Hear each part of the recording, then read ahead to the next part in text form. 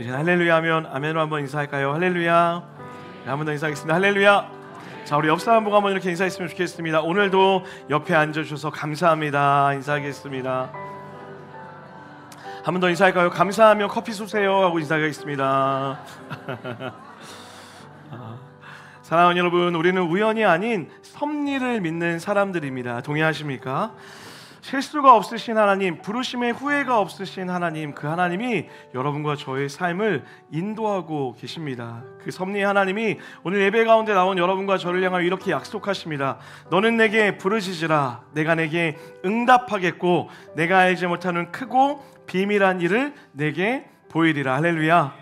우리에게 이미 하나님이 약속을 주셨고 그 약속을 이루실 준비를 하고 계십니다. 이 예배가 하나님께 나아가 그 소망을 발견하고 나에게 응답하시는 하나님을 경험하는 귀하고 복된 예배 되기를 주님의 이름으로 간절히 축복합니다. 자, 우리 옆 사람 보고 한 번 더 이렇게 인사했으면 좋겠습니다. 오늘도 주님이 함께 하십니다. 아멘. 자, 오늘 여러분과 함께 예수를 만나다 두 번째 시간으로 깊은 우물에 빠져있는 당신에게 라는 제목으로 하나님 말씀 나누겠습니다. 제가 존경하는 로이드 존스라고 하는 목사님께서 예수님을 만나는 것에 대해 이렇게 표현하였습니다. 기독교란 주님을 만나는 것이다. 단조로운 일상 가운데서 갑자기 예상치도 못하게 놀랍게 주님은 우리를 만나주신다. 그리고 우리의 삶과 시각을 송두리째 바꿔놓는 말씀을 주신다.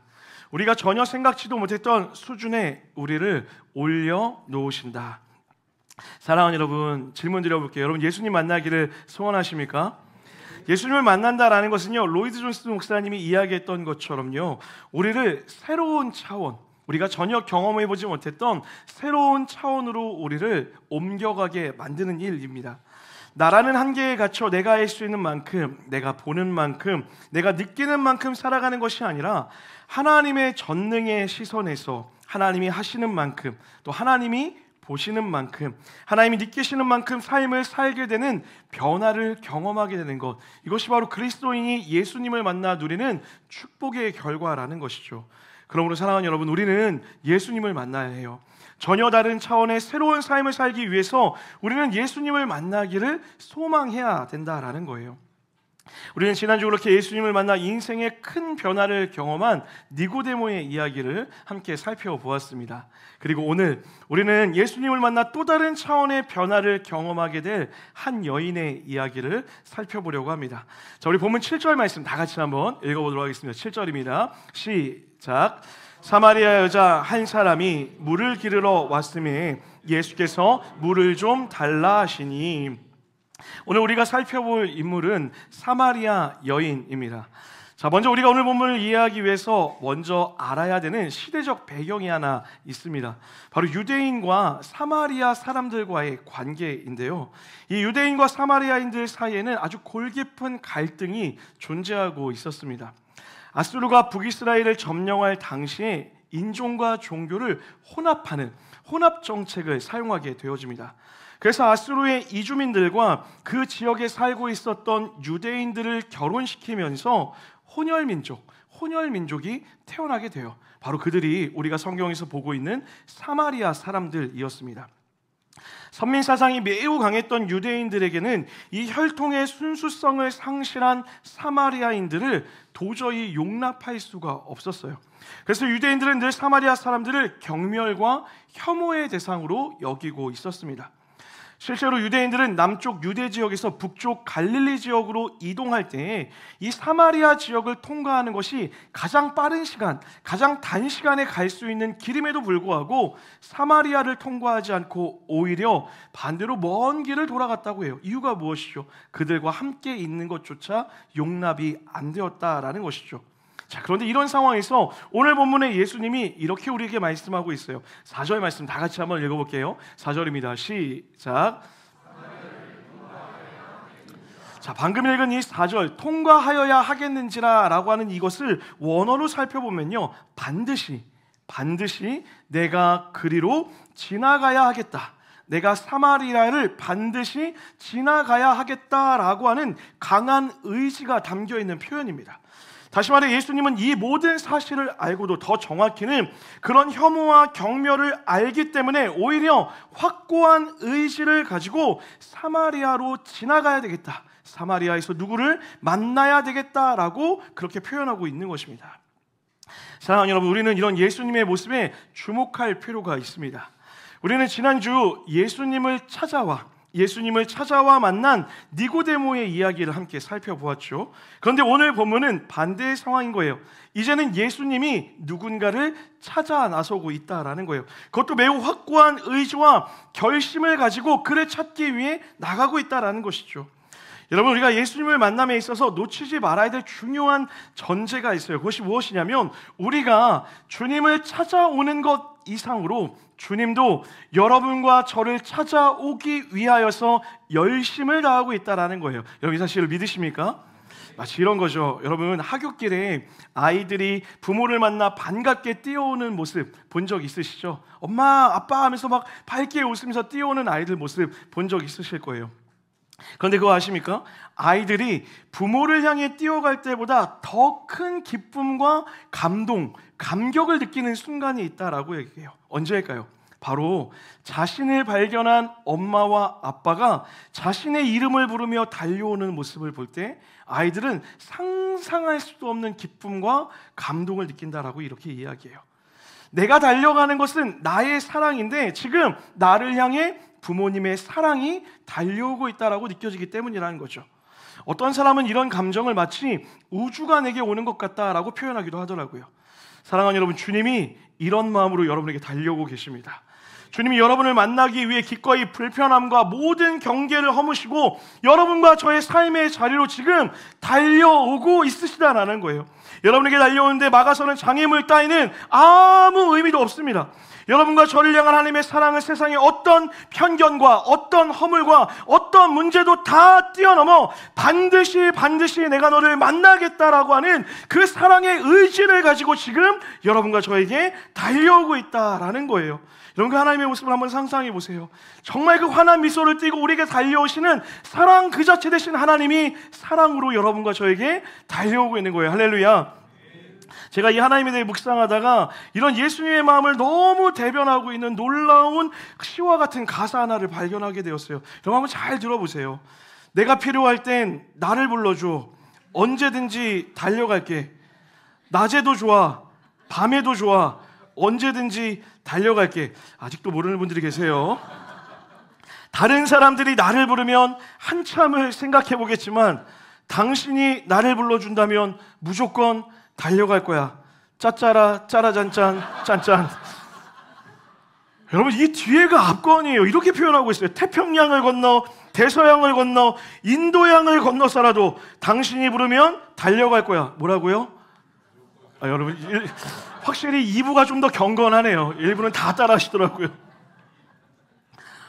좀 우스운 표현이지만 여러분, 제가 이 글을 보다가 야, 이 가사 쓴 사람 크리스찬일 거란 100%의 확신을 가졌어요.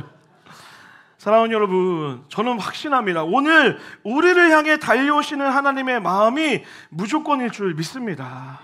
그렇게 여러분을 향해 갖고 있던 모든 편견과 우리의 갖고 있는 모든 것들을 허물고 뛰어넘어서라도 여러분을 만나겠다라고 지금 이 자리로 달려오고 있는 거예요. 오늘 예배가 그 하나님의 얼굴을 마주하는 귀하고 복된 예배 되기를 주님의 이름으로 간절히 축복합니다. 자, 그렇다면 이런 열심을 가지고 예수님이 찾아가 만난 그 사람은 어떤 사람이었을까요? 주님은 사마리아 지역에 도착해서 우물가에 앉아 계셨습니다. 더 정확히는 누군가를 기다리는 것처럼 보이고 있어요. 그리고 그때 한 여인을 마주하게 됩니다. 바로 오늘 본문의 주인공인 사마리아 여인이었습니다. 자, 그런데 여러분, 이 사마리아 여인이라고 하는 이 여인에게서 우리는 특별한 몇 가지 사실을 발견할 수가 있어요. 첫 번째, 이 여인의 이름을 찾을 수가 없다라는 거예요. 성경 어디에도 이 여인의 이름이 무엇이다라고 기록되어 있지 않습니다. 여러분, 이 정도 분량으로 예수님과 이야기를 나누었고 또 그 여인을 통하여서 예수님이 무엇인가 전하고자 했던 것이 있다라고 한다면 적어도 이름 정도는 기록해 주는 게 맞지 않을까 생각해 볼 수도 있습니다. 그런데 어디에도 이 여인의 이름이 무엇이다라고 하는 기록이 없어요. 이것은 성경이 의도적으로 이 여인의 이름을 가림으로 지금 이 여인이 처해 있는 상황을 보여주고자 했다라고 예상해 볼 수 있다라는 거예요. 자, 그런가 하면 두 번째는요, 예수님과 이 여인이 만난 시간을 정확하게 기록하고 있다라는 거예요. 6절이요. 다 같이 한번 6절 말씀 한번 읽어볼게요. 시작. 거기 또 야곱의 우물이 있더라. 예수께서 길 가시다가 피곤하여 우물 곁에 그대로 앉으시니 6시쯤 되었더라. 성경은 예수님과 여인이 만난 시간을 정확하게 6시, 제6시라고 이렇게 기록하고 있어요. 유대인들의 시간 셈법상으로 보면 이 제6시, 6시는요 정오를 의미합니다. 해가 뜨고 나서 6시간이 지난 후, 이때는 태양이 가장 높이 솟아 있어서 열기가 가장 뜨거운 때가 바로 이 제6시였다라는 거죠. 그래서 고대 근동에는 이 시간에는 누구도 물을 기르러 나가지도 않을 뿐더러 집에서 일을 멈추고 휴식을 취하는 시간이었다라는 거예요. 다시 말해 아무도 없는 시간, 모든 사람의 눈을 피해 여인이 우물가로 나왔다라는 것을 보여주는 거예요. 이름 없는 존재, 사람들의 눈을 피해 우물가에서 물을 기를 수밖에 없는 이 여인에게 무엇인가 특별한 사연이 있는 것처럼 보여지고 있습니다. 바로 이 사연이 마지막 세 번째 특징이에요. 우리 17절 말씀 다 같이 한번 읽어보겠습니다. 17절입니다. 시작. 나는 남편이 없나이다. 예수께서 이르시되 내가 남편이 없다 하는 말이 옳도다. 자, 여기는 남편이 없는 과부였음을 성경이 보여주고 있어요. 자, 이어지는 18절에 보면 이 여인은 무려 5번의 결혼과 실패를 경험했고 지금 6번째 남편과 살고 있는데 정식 혼인관계가 아닌 혼외의 관계를 맺고 있다라고 그렇게 기록합니다. 지금은 이해할 수 없지만 당시 고대 근동의 문화로 보았을 때 이 이혼의 처리 과정은 결코 여성의 결정, 여성의 몫이 아니었습니다. 이유가 어쨌든 간에 5번의 이혼은 5번의 사랑에 대한 절대적인 주도적인 선택이 아니라 5번의 버려짐을 경험했다라는 것이에요.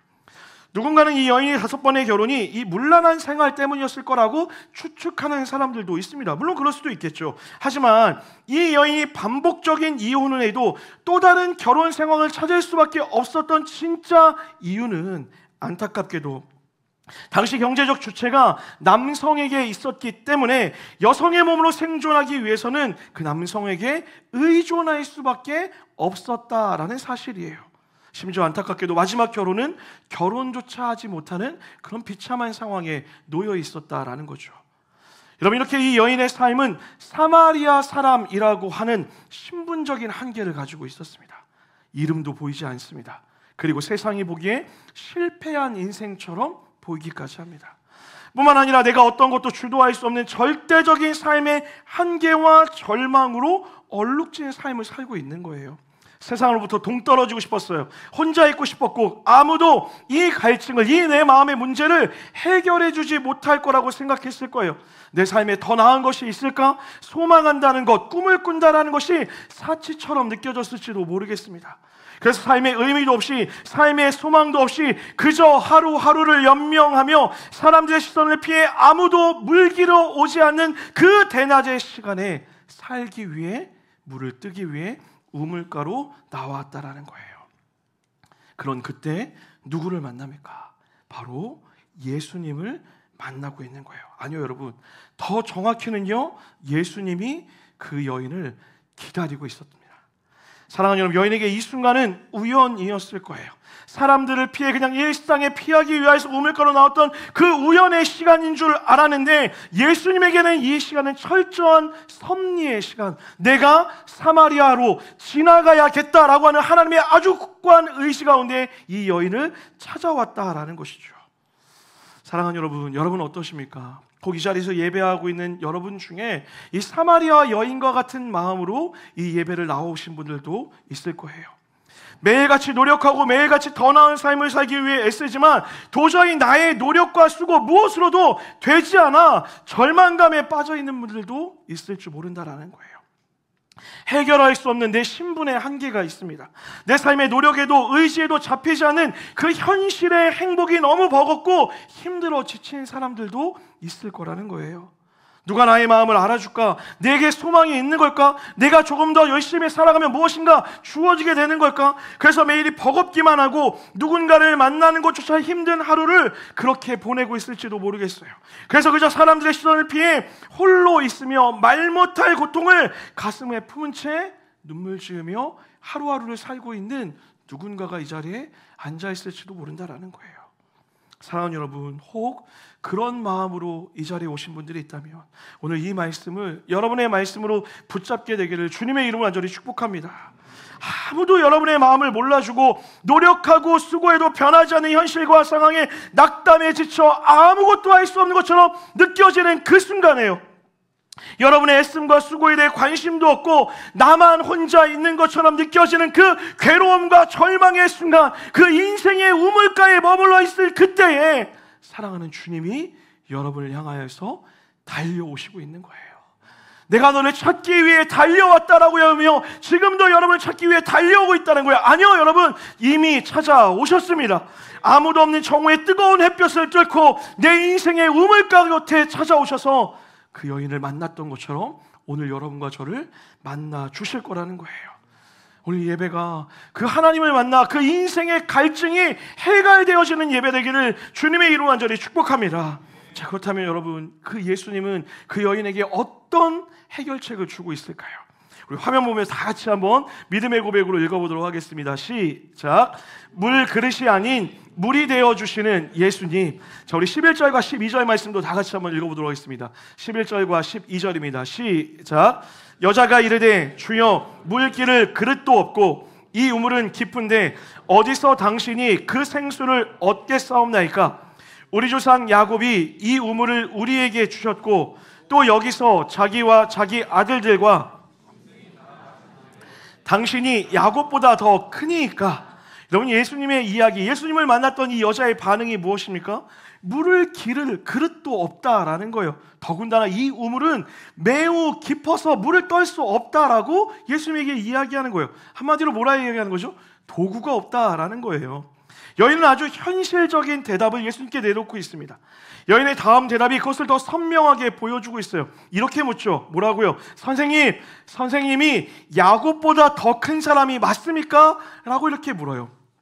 이걸 원어로 살펴보면요, 정말 질문하는 것이 아니라 약간 비꼬는 투로 묻고 있는 거예요. 당신이 정말 야곱보다 큰 사람이 맞아요? 라고 이렇게 묻고 있는 거죠. 여러분, 지금 여인이 서 있던 이 우물은 역사적으로 야곱이 세겜에 들어와 은 100세겔을 사서 장막을 치고 우물을 팠던 그 장소였습니다. 이것은 후손들에게 단순한 물을 공급받는 장소가 아니라 그들의 정체성이었고 자부심이었다는 거예요. 다시 말해, 우물을 준 야곱이란 그들에게 생존과 번영을 공급해준 상징적인 인물이었다라는 거예요. 그러니 지금 여인이 예수님에게 야곱보다 크냐라고 묻는 질문은 이런 질문인 거예요. 바로 당신이 야곱처럼 내 인생의 실제적인 문제, 내 경제적인 어려움, 나의 물질적인 필요를 채울 수 있습니까? 라고 질문하고 있다는 거예요. 여러분, 이 여인의 대답, 질문이 무엇입니까? 그녀는 반복적인 노동과 갈증에서 벗어나고 싶었고 그 문제의 해결이 경제적 자유에 있다라고 믿고 있었던 거예요. 그리고 내 문제는 그것이 해결되어질 때, 내 형편이 나아질 때에만 좋아질 것이다 라고 생각하고 있었다라는 거예요. 물론 여러분, 맞습니다. 지금 눈으로 보기에 이 여인의 고통에서 해결되는 길은요, 그 여인의 형편이 나아지는 거죠. 남편을 의지하지 않고 살 수 있는 경제력이 생기고 신분의 한계를 뛰어넘을 수 있는 명예가 생기고요, 한낮에 물을 기르러 오지도 않아도 되는 그 관계의 회복이 되어지면 당장의 목마름이 해결될 것처럼 보이기도 합니다. 맞습니다, 여러분. 여러분, 우리도 이렇게 주님 앞에 나와 이 여인처럼 동일하게 질문하고 있지 않습니까? 주님이 우리에게 찾아와 너의 목마름을 해결해 줄게 라고 얘기하면 우리는 뭐라고 기도합니까? 주님, 당신은 세상이 줄 수 있는 것보다 더 나은 것을 내게 줄 수 있습니까? 주님, 당신이 세상이 줄 수 있는 성공보다 더 큰 성공을 내게 주실 수 있습니까? 주님, 당신은 오늘 내 필요를 채워주실 수 있는 분이 맞습니까? 주님, 당신은 막혀있는 이 관계를 해결해 줄 수 있는 분이 맞으십니까? 우리도 여전히 이 여인처럼 동일하게 묻고 있다라는 거예요. 그럴 수 있어요. 물을 수 있죠. 여러분, 물론 저는 확신합니다. 하나님이 우리가 그렇게 물을 때에 여러분과 저의 형편을 해결하실 줄 믿습니다. 그런데 이 질문을 들었던 예수님의 대답은 다른 얘기를 하고 있어요. 13절과 14절입니다. 우리 믿음의 고백으로 다 같이 한번 읽어보겠습니다. 시작. 예수께서 대답하여 이르시되 이 물을 마시는 자마다 내가 주는 물을 마시는 자는 영원히 목마르지 아니하리니 내가 주는 물은 그 속에서 영생하도록 솟아나는 할렐루야. 여러분, 주님의 대답이 무엇이에요? 주님은 우리에게 물그릇이 아니라 그 우물에서 물을 풀 수 있는 물그릇을 주시겠다 약속하시는 것이 아니라 물 자체가 되어주시겠다라고 약속하고 있는 거예요. 이유가 무엇이에요, 여러분?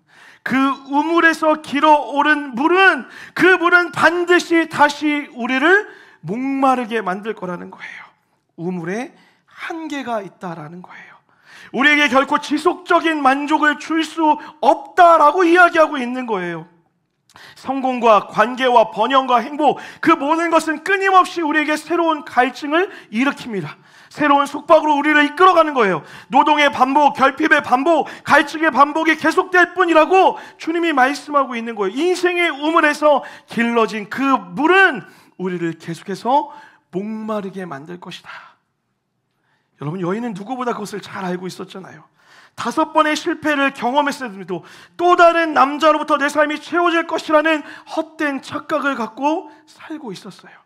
여러분, 이 여인이 7번째 남편을 만나면 과연 그녀의 문제가 해결되어질 수 있을까요? 아니요, 그렇지 않다라는 거예요.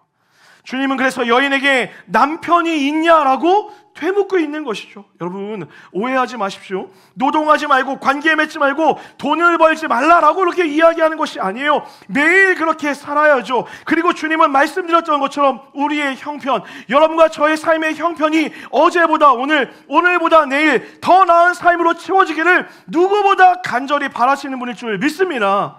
저는 여러분의 삶이 그 형편이 반드시 나아지기를 간절히 소원하고 있다는 거예요. 그러나 여러분, 동시에 우리가 인정해야 된다고요. 무엇을요? 그 인생의 우물에는 한계가 있다라는 거예요. 이 세상의 즐거움이 또는 누군가 맺어진 관계가 우리의 삶을 완전한 만족으로 이끌어갈 수 없다라는 것을 인정해야 돼요. 돈과 명예와 이성 간의 사랑까지도 절대로 우리를 만족시킬 수 없습니다. 그러면 사랑하는 여러분, 그런 우리에게 필요한 것이 무엇입니까? 마르지 않는, 영원히 마르지 않는 그 영원의 샘물이 우리 가운데 필요하다라는 것을 인정하라라고 예수님이 그 여인에게 이야기하고 있는 거예요. 다시 말해, 인생의 우물을 길어 올린 물이 아닌 마르지 않은 생명의 물제체가 되어주시는 그 예수님이 여러분과 저의 삶에 필요하다라는 거예요.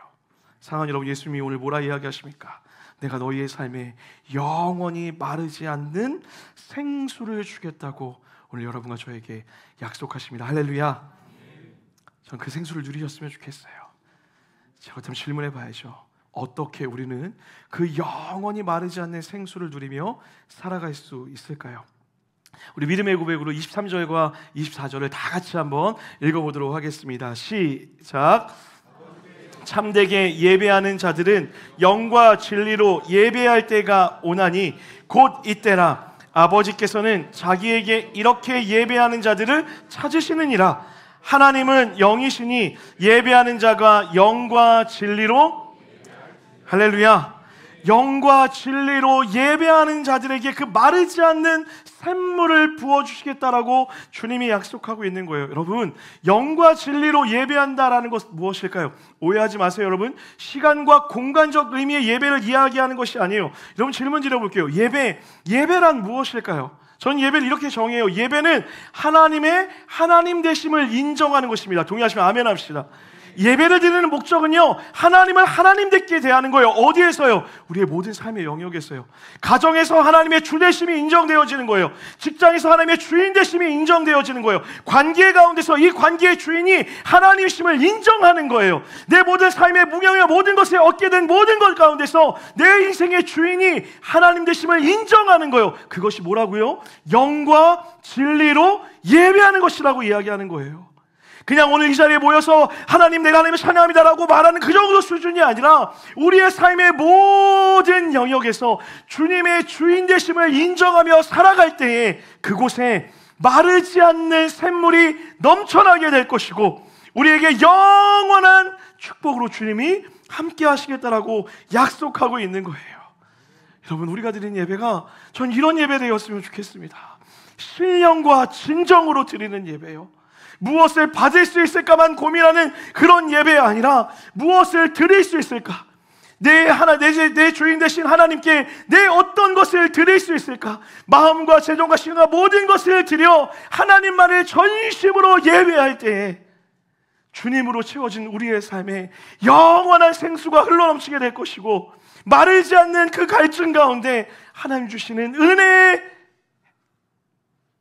샘물로 풍성한 기쁨을 누리며 매일을 살아가게 된다라는 거예요. 우리 윤웅산의 예배가, 사랑하는 여러분과 저의 예배가 그런 예배 되기를 주님의 이름으로 간절히 축복합니다. 어제 설교를 준비하는 중에 한 성도님에게 문자를 받게 되었어요. 이런저런 이야기를 나누는데 본인이 교회 오기 전에 있었던 그런 일들을 저에게 이야기해 주더라고요. 사실은 교회 오기 전 경제적으로 또 개인의 가정적인 상황 때문에 큰 절망에 빠져 있었다라고 그렇게 이야기하셨어요. 도저히 노력하지만, 도저히 애써보지만 해결되지 않는 상황 가운데 정말 절망이 찾아왔다라고 이야기하시더라고요. 그래서 교회를 떠났고, 아는 언니가 어느 날 갑자기 우리 교회 한번 가보지 않겠니? 라고 하는 그 이야기에 그냥 발길을 걸려서 여기까지 오게 되었다라고 이야기하더라고요. 오는 발걸음도 쉽지 않았다라고 말씀하셨어요. 쉽지 않게 그렇게 왔는데, 예배 와서 하나님의 부르심이라는 이 찬양을 부르는데 그 하나님의 부르심에는 후회하심이 없다라는 그 고백 앞에서 그냥 본인의 인생이 다 해석되어지는 것처럼 느껴지셨대요. 그리고 해결되어지지 않던 그 모든 마음의 문제들이 그 고백 앞에서 다 무너지는 것을 경험하고, 하나님만이 내 삶의 유일한 해결 책임을 다시 한번 알게 되셨다라는 거예요.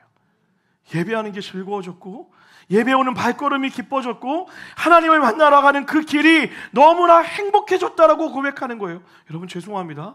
저는 그 성도님에게 물 길른 그 그릇을 만들어 드린 적이 없어요. 저는 그 성도님의 삶에 경제적 도움을 드리지도 못했어요. 드릴 수만 있다면 다 드리고 싶은 마음이 제 안에 있어요. 그런데 저는 그런 능력이 없어요. 그 우물의 그 삶의 환경의 무엇을 바꿔줄 만한 능력이 없다고요. 근데 그저 하나님 앞에 나와 하나님의 신령과 진정으로 예배하는 그때에 사랑하는 성도의 마음에 하나님의 은혜의 생수를 부어주시고, 풀리지 않는 갈증과 풀리지 않는 문제를 하나님의 은혜로 해결시켜 주었다라는 거예요. 여러분, 이것이 우리가 드려야 되는 예배의 이유예요. 오늘 어떤 마음으로 예배하십니까? 오늘 어떤 마음으로 이 자리에 나와 계세요? 사랑하는 여러분, 사마리아의 여인같이 이 자리에 나와 있다면 오늘 신령과 진정으로 주님께 모든 것을 내어드리며 예배할 수 있는 여러분과 제가 되기를 주님의 이름으로 간절히 축복합니다. 여러분, 일전에도 제가 한번 말씀드렸던 예화이기는 해요. 제가 예전에 동종업계에 계시는 우리 스님의 영화를 한번 본 적이 있습니다. 닮아야 놀자라고 하는 영화였는데요, 스님과 조폭이 절에서 서로 대결하는 장면이 나와요. 무슨 이유였는지 기억은 안 나는데 이 조폭들이 절에 같이 살게 된 거예요. 그래서 이 조폭들을 쫓아내고 싶은데 늘 나이 많은 그 노스승, 제가 그쪽 언어는 잘 몰라서 하여튼 그분이 게임을 제안합니다. 그 게임이 무엇이냐면 깨진 항아리에 누가 물을 빨리 담느냐라는 게임이었어요. 그래서 이제 게임이 딱 시작하는데 한쪽은 조폭들이, 한쪽은 스님들이 게임을 막 합니다. 근데 여러분, 결과는 뻔하죠. 아무리 물을 부어도 깨진 항아리에 물이 담기지가 않는 거예요. 땀이 삐질삐질 흘리고 있는데 시간은 지나가고 있어요. 근데 시간이 거의 다 지났을 무렵 조폭의 두목이었던 한 사람이 그 항아리를 들고 뜁니다. 어디로요? 연못으로요. 그리고 연못에 풍덩 담가져 버려요. 결과 어떻게 됐을까요? 깨진 항아리에 물이 가득 채워지는 거예요. 여러분, 설교를 준비하다가 그때 그 모습이 다시 떠오르더라고요. 여러분, 우리는 깨진 항아리와 같은 인생을 사는 거예요. 누구처럼요? 이 사마리아 여인처럼요. 끊임없이 우리의 물바가지를 들고선 우리의 삶을 채우려고 합니다. 또 채우려고 해요. 그러나 여러분, 채워진 듯 느껴지지만 어느새 깨어진 곳으로 다시 그 물이 새어나가는 거예요. 채워도 그 갈증이 해결되어지지 않는다고요. 그런 우리가 유일하게 우리의 인생을 채울 수 있는 방법이 무엇입니까? 사랑하는 여러분, 예수께로 뛰어드셔야 돼요. 살아계신 예수님께로 달려 뛰어들어가셔야 된다는 거예요. 그 안에 담겨 있을 때 여러분과 저의 인생이 마르지 않는 기쁨으로, 마르지 않는 행복으로 오늘을 살아갈 수 있게 된다라는 거예요. 여러분, 그것이 바로 예배입니다. 그렇게 예배할 때 우리에게 들려지는 음성이 있어요. 무엇인 줄 아세요? 제가 이번 주 월요일 여러분에게 보냈던 그 편지의 내용입니다. 내 약함이 아무리 커 보여도 하나님의 강함을 이길 수가 없습니다. 내 상황이 아무리 어려워도 하나님의 은혜를 이길 수가 없습니다. 내 속도가 더디고 느려 보여도 하나님의 때는 멈춰서지 않으며 내 상처가 아무리 깊어도 하나님의 위로의 깊이는 따라올 수 없습니다. 내 한계가 아무리 커도 하나님의 능력을 우리는 제한할 수 없습니다. 이것이 신령과 진정으로 예배하는 자들의 고백이 되어질 줄 믿습니다. 이 고백으로 예배하는 여러분과 제가 되기를 주님의 이름 간절히 축복합니다. 말씀 마무리하려고 합니다. 여러분, 그렇게 이 여인은 예수님을 만나게 되었어요. 그런데 여러분, 성경이 참 재밌어요. 이 사마리아 여인의 이야기를 읽다 보면요, 한 사람의 모습이 떠오르게 되더라고요. 좀 떠올랐으면 좋겠는데 누굴까요, 여러분? 바로 니고데모예요. 바로 우리 지난주에 살펴봤던 니고데모를 만난 이후에 예수님은 오늘 사마리아 여인을 만납니다. 근데 그 두 사건이 너무나 닮아 있어요. 여러분, 니고데모가 예수님을 언제 찾아왔었죠? 깜깜한 밤에, 늦은 밤에 찾아왔잖아요. 그리고 오늘 본문은 사마리아 여인이 예수님을 만난 그 시간을 아주 정확하게 기록하고 있어요. 언제요? 한낮에요. 한밤에 찾아왔던 한 사람, 한낮에 예수님을 만났던 여인. 니고데모는 어떤 사람이었습니까? 종교적으로, 사회적으로 인정받았던 사람이었어요. 바리새인 중에 바리새인, 가장 인정받던 사람 중에 한 사람이 니고데모였다고요. 그리고 오늘 이 여인은 어떻습니까?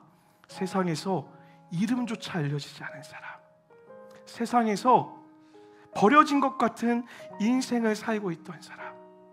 니고데모와 이 수가성 여인은 우리 인생의 양끝에 서 있는 인간의 현실을 보여주고 있는 거예요.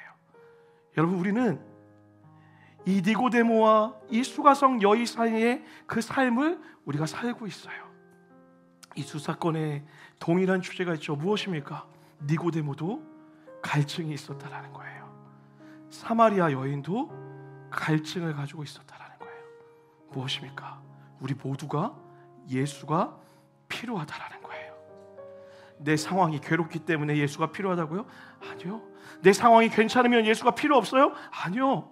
우리는 어느 쪽에 서 있던, 내 상황의 형편이 괜찮던, 내 상황이 지금 어려움의 상황에 서 있던, 사마리아인 같은 삶이던 아니면 니고데모 같은 삶이던, 어느 쪽에 서 있던 우리 모두는 누가 필요하다고요? 예수가 필요하다라고 이야기하는 거예요. 그리고 주님은 그런 여러분과 저를 찾기 위해 지금도 달려오고 계시다라고 이야기하고 있어요. 여러분, 오늘 본문에 나오는 우물이라는 이 장소가 참 재미난 장소더라고요. 고대 근동에 이 우물은 두 가지 의미가 있었대요. 첫 번째는 만남의 장소였다고 합니다. 주변에 많은 사람들이 나와서 여기서 물을 기르고 사람들과 대화하며 사람들과 함께 놀던 그런 장소였다라고 이야기해요. 그런데 여러분, 제가 한 문헌을 보다 보니까 이 우물이 가지고 있는 또 다른 의미가 있었어요. 뭔지 아세요? 청혼의 장소였대요. 프로포즈의 장소였다라는 거예요. 실제로 그렇더라고요. 아브라함의 아들 이삭이 그의 아내 리브가를 만났던 곳도 우물이었어요. 그리고 야곱 자기 아내 라헬을 만난 곳도 우물이었습니다. 모세가 자기 아내 리브가를 만난 그곳도 바로 우물가였다라고 기록하고 있다라는 거예요. 오늘 예수님이 가장 비참했던 그 여인에게 찾아오셔서 그 인생의 우물가에서 청혼하고 계신 거예요. 내가 너에게 영원한 남편이 되어줄게. 내가 너를 목마르지 않는 영원한 너의 남편. 나와 함께하지 않겠니? 그렇게 주님이 그 여인께 손을 내민 것입니다. 그 여인이 주님의 손을 잡았습니다. 그리고 어떤 변화가 일어났을까요? 우리 믿음의 고백으로 다 같이 한번 말씀 읽도록 하겠습니다. 다 같이 한번 읽겠습니다. 시작.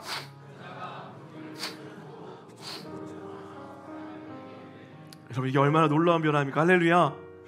이름조차 없었습니다. 그리고 드러나고 싶지 않아 한낮에 물을 들어갔던 이 여인이 그 물동이를 던져버리고, 내 인생의 전부라고 믿었던 그 물동이를 던져버리고 세상 가운데로 들어가 세상 앞에 서서 예수를 자랑하는 거예요. 이것이 회복되어진 삶의 축복일 줄 믿습니다. 로이드 존스 목사님의 이야기요, 새로운 차원, 전혀 우리가 상상할 수 없었던 새로운 차원의 변화로 주님이 이 여인을 삶으로 이끌어가고 있는 거예요. 전 여러분의 삶이 이런 삶이 될 거라고 믿습니다.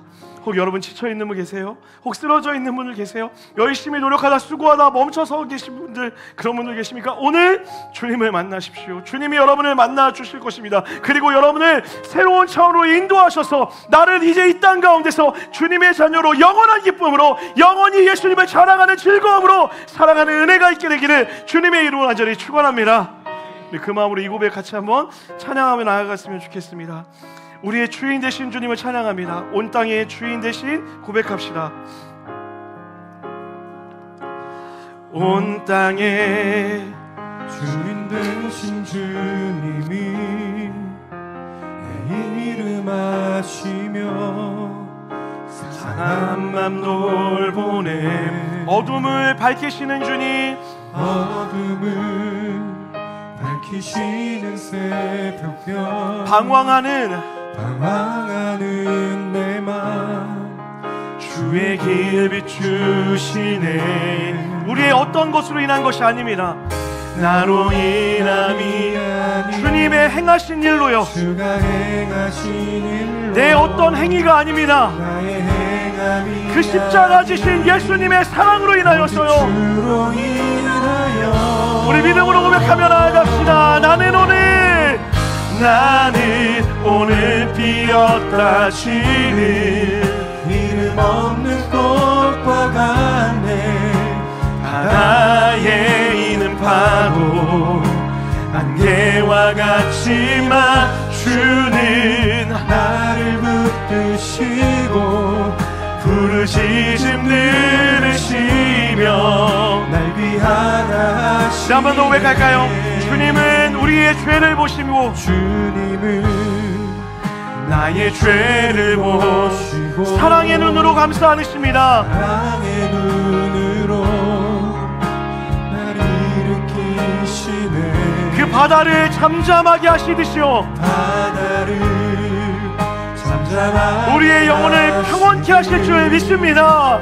내 영혼의 폭풍 고요케 하시네. 고백합시다. 나로 인한 어떤 것도 아닙니다. 나로 인함이 오직 우리를 향하여 달려오신 그 하나님의 사랑 때문에요. 나의 행함이 오직 주님만을 인하여서 고백하며 나아갑니다. 나는 오늘 피었다 치는 이름 없는 꽃과 같네. 바다의 이름 파도 아멘. 안개와 같지만 주는 나를 붙드시고 부르짖음 들으시며 날 기하다 하시네. 나는 오늘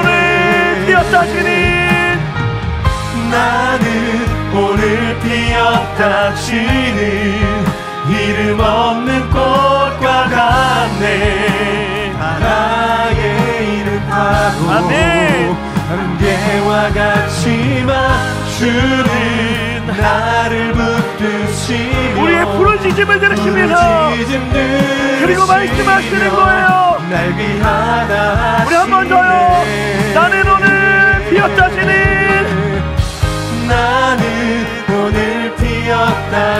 아멘. 이름 없는 꽃과 같네. 바다의 이름 파도 안개와 같지만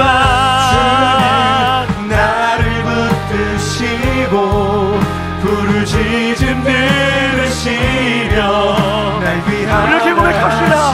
주님, 나는 주님의 것입니다. 나 오직 주의 것, 나 오직 주의 것,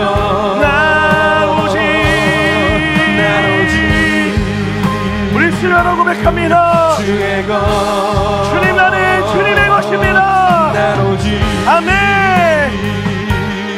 주의 것, 나 오직 주의 것, 나 오직 주의 것, 주의 것, 나 오직 그 믿음의 고백으로요 한 번 더 찬양합니다. 나는 오늘 비었다시니, 나는 오늘 피었다 치는 이름 없는 꽃과 같네. 바다에 이은 파도 안개와 같지만 주는 나를 붙드시고 부르짖음 들으시며 날 귀하다시네. 여러분, 이 시간에 기도합시다. 기도할 때요 여러분이 하나님의 것임을 잊으시면 안 됩니다. 하나님의 그늘 안에 있게 하여 주시옵소서. 생수 안에 머물게 하여 주시옵소서. 세상의 갈증을 쫓아 살아가지 않게 하여 주시고 하나님이 주시는 영원한 만족 가운데 살아가게 하여 주시옵소서라고 우리 간절히 한번 주의 이름 부르시고요 기도하며 나아갑시다. 주님 찾습니다. 주여, 하나님, 내 마음이 하나님의 그 생수 안에 있기를 원합니다. 하나님의 날개 그늘 안에 있게 하여 주시옵소서. 주님을 의지하며 사는 우리의 모든 삶이 되게 하여 주시옵시고 내 인생의 우물에서 스스로 그 우물을 기르다 지쳐 쓰러지지 않게 하여 주시옵소서.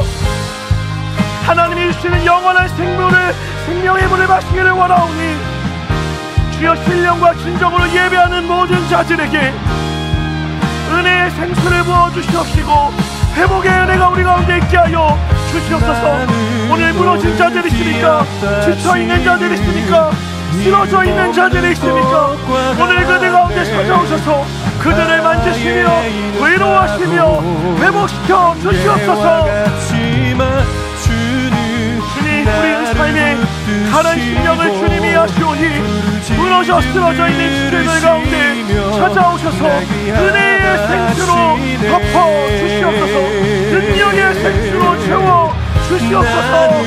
오늘 피었다시는 이름 없는 꽃과 같네. 바다의 이름 파도 안개와 같지만 주는 나를 붙드시고 부르짖음 들으시며 날 귀하다 하시네. 나 오직 주의 것, 나 오직 주의 것. 고백합시다. 나 오직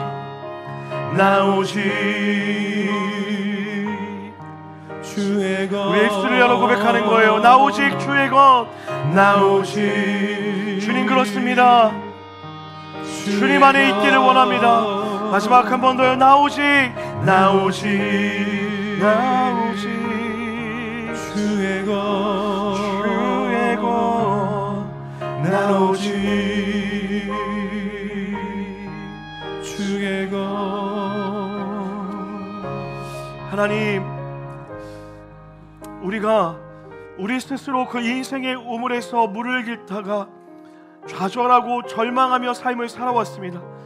주님, 그런 우리를 버려두지 아니하시고 달려와 찾아주심에 감사합니다. 하나님, 우리의 인생의 모든 갈증을 주님이 해결하실 줄 믿사오니 주여, 이 한 주의 삶 동안 하나님의 모든 성도들의 삶 가운데 주님의 그 폭포수와 같은 마르지 않은 생명의 물을 부어 주시옵소서. 주님 간절히 소망합니다. 지쳐있는 자들이 있습니까? 깨어진 자들이 있습니까? 오늘 사마리아 여인과 같이 갈 곳이 없어서 눈물로 기도하는 자들이 있습니까? 오늘 그들에게 찾아가셔서 아무것도 두려워하지 말아라, 염려하지 말아라, 내가 너의 삶을 반드시 회복하시겠다 약속하여 주시옵소서. 그래서 이번 한 주 우리의 삶이 마르지 않는 그 생수 가운데 주어지는 온전한 축복을 누리는 한 주가 되어질 수 있도록 인도하여 주시옵소서. 신령과 진정으로 예배하는 우리 가운데 성령의 은혜가 있음을 믿사오니 주어진 모든 삶의 자리에서 주되심을 인정하며 신령과 진정으로 예배하는 우리가 될 수 있도록 축복하여 주시옵소서. 일하실 주님을 찬양합니다. 거룩하신 예수 그리스도의 이름 받들어 간절히 기도드렸습니다. 아멘. 우리 그렇게 일하신 하나님께 큰 감사와 영광의 박수로 나아갑니다. 할렐루야.